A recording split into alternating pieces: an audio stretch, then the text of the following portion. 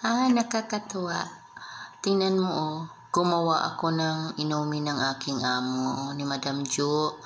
Tapos, dahil nabasag yung baso, napansin ko, nandyan si Lalay sa loob. My goodness, nag-form talaga siyang parang si Lalay. Tingnan nyo yung loob. Ano yan siya? Yung powder. Ayan.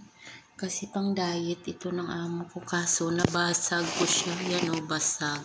Kasi sobrang init. So, hindi ko pa siya binuhos. Kasi mainit pa. Matakot ako baka masugat ako.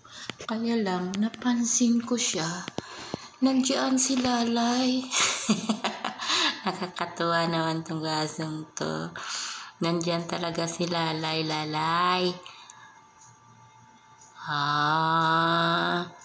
Binasag mo yung baso ng amo ko, ha? Nakakatuwa naman to si Lalay. Pati ba naman sa pagtimpla ko ng nandiyan ka. Tingnan niyo guys, parang si Lalay talaga, Ayan. Nakakatuwa. Ay, my goodness. Ayan talaga si Lalay.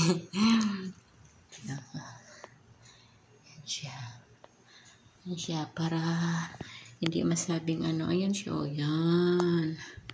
Yan siya, yung mga powder yan na pampapayat ng amo ko.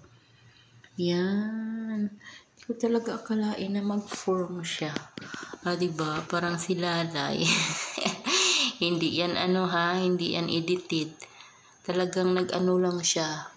Siguro, yung maitim na yan, yung mata na yan, yung itim na sa lemon yan, sa lemon. Kasi nilagyan ko siya ng kamon, tapos lemon, tapos